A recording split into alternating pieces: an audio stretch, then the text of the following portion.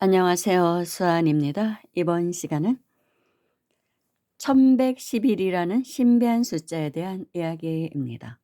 제가 지난 방송에서 지리산 도인이 보내온 편지에서 그분이 말씀하시길 앞으로 진사 성인이 1111명 출연하게 되는데 그것의 상징이 바로 황악산.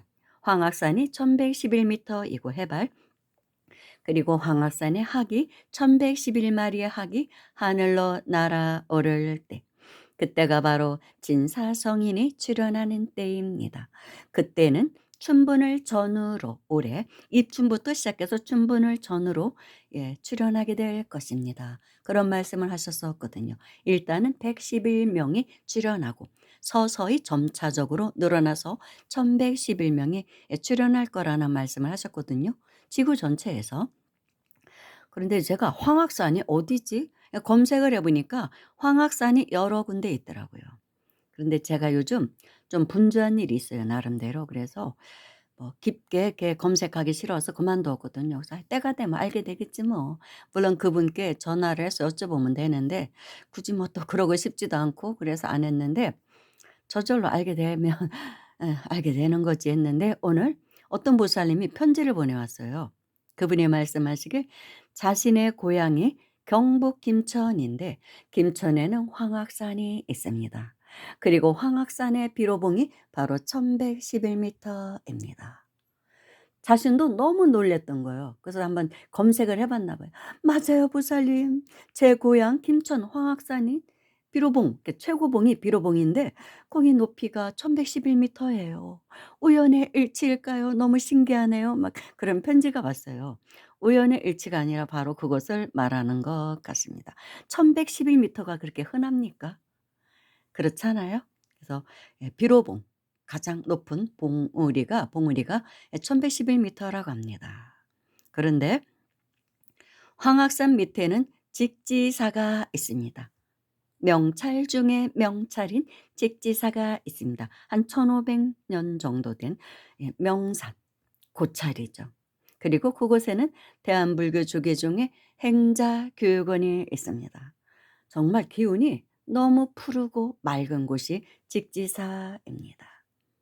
그런데 원래는 이 황악산이 옛부터 전해오는 전설에 의하면 학들이 많이 찾아왔던 그런 산이라고 합니다. 그래서 황악산이로 불렸고 그 지세가 산 모양이 또 학의 모양을 띠고 있다고 합니다. 지세가. 그래서 황악산이라고 했는데 최근에는 그 황악산을 황악산이라고 한다고 합니다.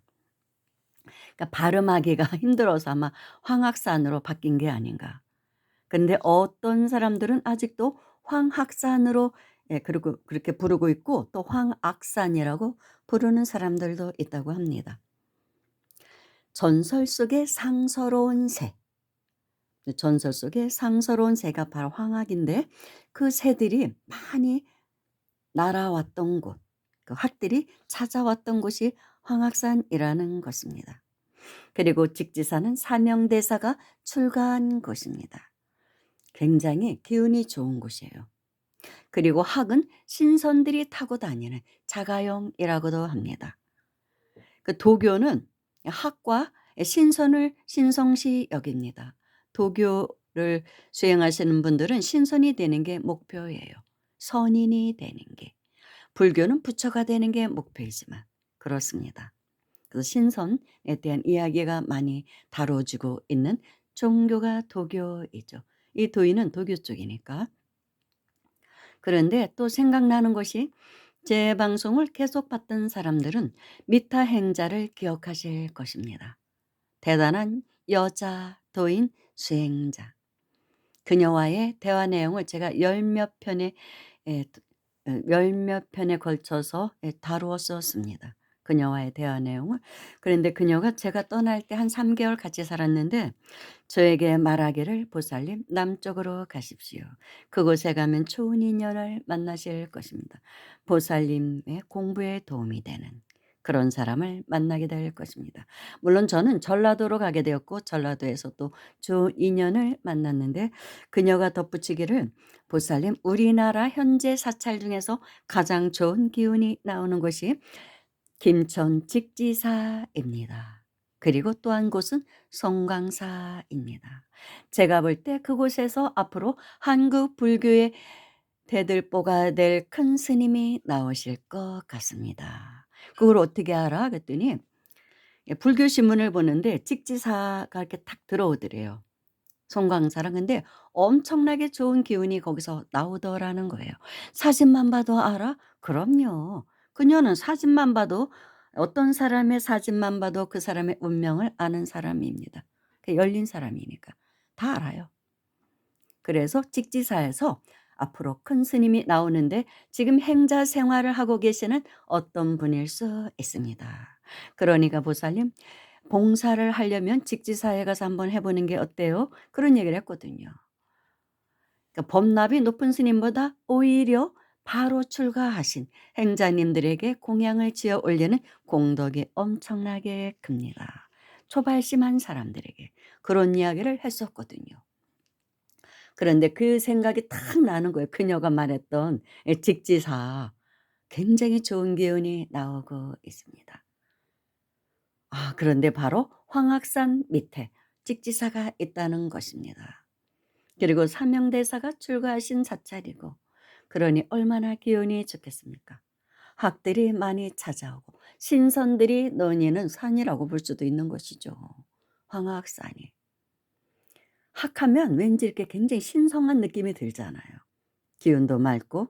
예, 그렇다는 것입니다. 그런데 요즘 우리가 인터넷을 보다 보면 1111이라는 글자가 자주 눈에 들어오더라고요. 그래서 왜 이러지 보니까 1111이라는 숫자를 다루고 있는 예, 그런 방송이 여러 군데 예, 눈에 띄었습니다. 그래서 무슨 얘기들을 하나 들어가 봤더니 1111이라는 숫자는 서구에서는 천사의 숫자라 하여 굉장히 신성시하고 있다고 합니다. 1111이라는 숫자가. 그들이 말하기를 이 1111이라는 숫자를 보게 되면 수호 천사의 무한한 사랑이 다가온다는 뜻입니다. 소원성취, 무한풍요, 축복, 행복, 그것을 상징하는 것이 1111이라는 숫자라고 합니다. 그래서 삶에 많은 사건들이 다가올 것임을 암시하는 것이고, 그리고 당신의 반쪽인 트윈 플레임을 만나게 된다는 뜻입니다. 트윈 플레임과의 이 영혼의 반짝, 그러니까 영혼의 반쪽을 만나게 되는 시간이 다가오고 있다는 뜻입니다. 본래 하나였다가 사랑과 영적 성장을 위해 반쪽으로 갈라진 영혼, 즉 그 트윈 플레임을 만나게 될 날이 다가온다는 것입니다. 원래 우리는 그러니까 음양이 하나였다고 하죠. 그러다가 이제 음양이 분리가 된, 태극으로 분리가 된 것인데 그 원래의 반쪽을 찾는다. 그건 사람이라는 뜻도 있지만 수행자에게는 신인합일이라고 볼 수도 있습니다. 신인합일이 다가온다. 그리고 우주의식과의 합일을 의미한다고 볼 수도 있습니다. 근원으로 돌아간다. 무극으로. 무극은 음양이 분리되기 이전의 세계가 무극이거든요. 태극이 되면서 음양으로 분리돼서 나오기 시작합니다. 태극이 음양이잖아요. 그런데 그러니까 반으로 나누어지기 전 그 영혼의 그 짝을 만나게 된다. 그것은 이제 신인합의를 뜻하기도 하고, 또 일반적인 사람들은 사랑하는 영혼의 반짝이 아니라 반쪽을 만나게 된다는 뜻일 수도 있고, 무국으로의 귀환, 근원으로의 원시반본, 반본환원의 의미일 수도 있는 거예요. 원래 나누어지기 전으로 돌아간다는 거. 우주의식과의 합일 체험이라든지 이런 뜻으로 예, 볼 수 있습니다. 그리고 지금 서양의 신비 명상 음악은 1111헤르츠에 맞추고 있다고 합니다. 그런 명상 음악이 나오더라고요. 그래서 그 1111헤르츠에 해당하는 명상 음악을 틀고 잠을 자면 예, 우리의 이 내부에 있는 내 안에 있는 그 탁한 기운들이 정화가 된다는 거예요. 파괴가 된다는 것이죠. 파동이.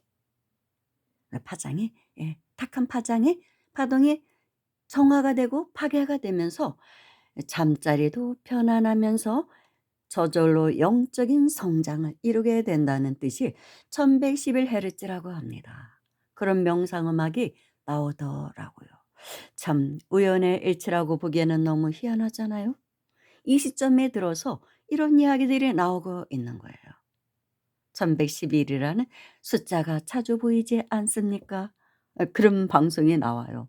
그렇다면 영혼의 반쪽을 만나게 될 때가 다가온 것입니다.